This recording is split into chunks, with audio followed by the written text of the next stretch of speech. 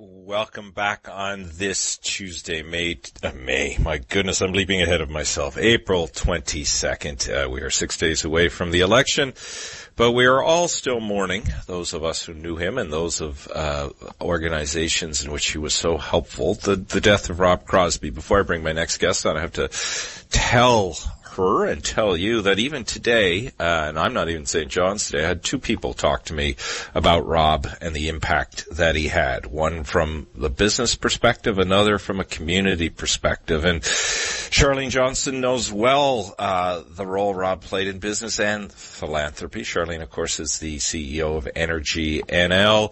Charlene, I read somewhere, and I thought you wrote it so beautifully, that Rob also was there as a mentor and somebody who provided advice and guidance. And I said that of him yesterday for me, and I think he did it for so many people, and we all found it valuable.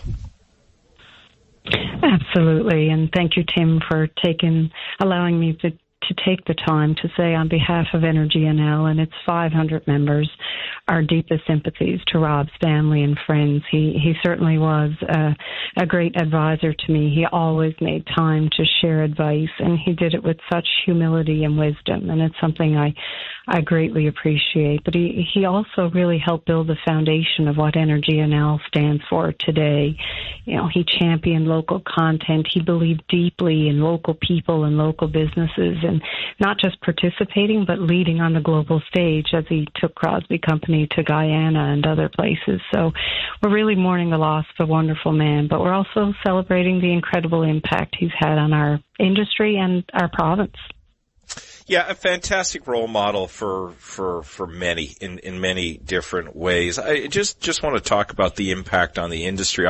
I remember sitting on a plane with Rob years ago, just after his father had passed away, and he was thrust into the leadership role at Crosbie and Company, and he had been with Petro-Canada. He'd done all of that, and there was both a nervousness to him, but an excitement about it all. And he always, from that conversation to every conversation, it was always about grounding the future in Newfoundland and Labrador. And I know with your association, that's so much what you're about too. What was it about Rob that made him so passionate about the future and the reality now of a 30-40-year industry in Newfoundland and Labrador?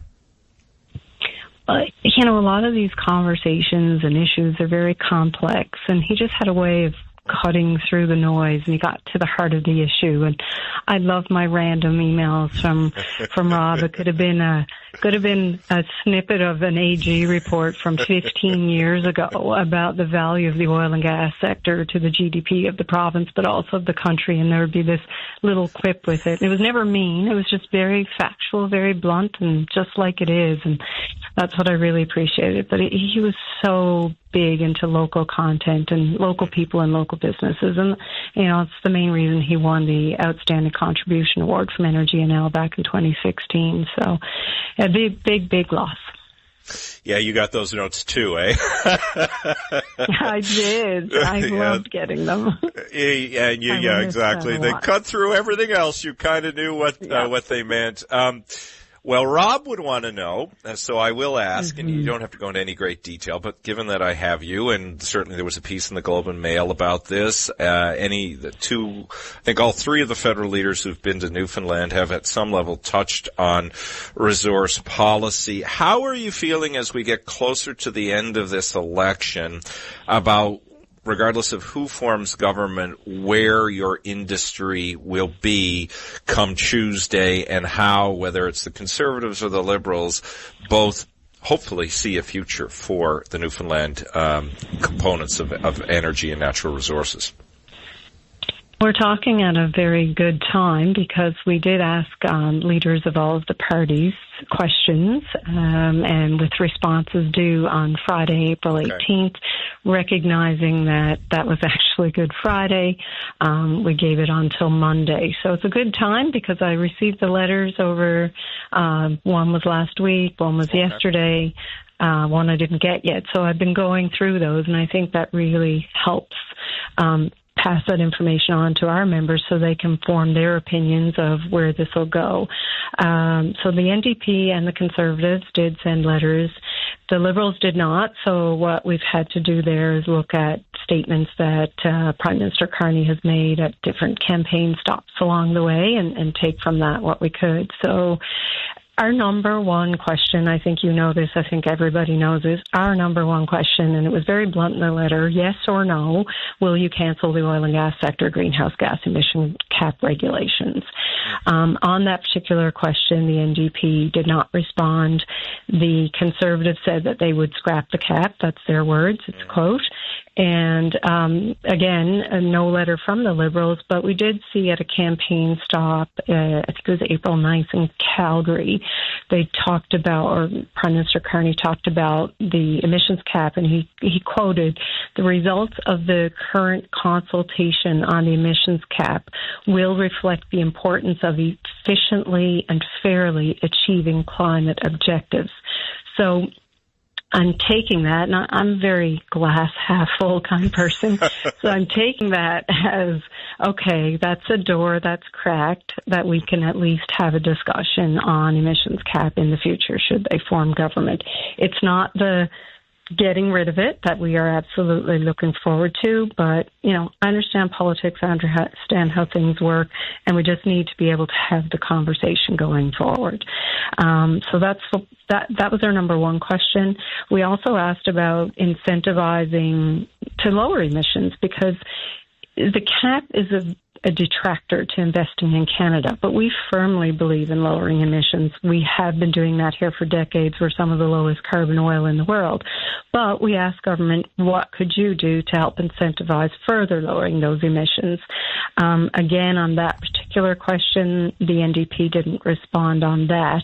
And from the Conservatives' perspective, and this is their words, they would introduce an expanded investment tax credit to produce products with emissions below global averages. Well, that's us. That's Newfoundland and Labrador. Our oil is 30% below greenhouse gas emissions at extraction. So that was a surprise to me to read that in the letter. That is something that is very favorable for our offshore sector here. So we're very pleased to see that from the Conservatives. We also asked about their vision for the energy sector, specifically in Newfoundland and Labrador. On that, the NDP had talked about identifying critical minerals, wind and hydrogen, electrification, and CCUS as their key priority areas. So not a focus on oil, but all of those other ones that come under us except for minerals.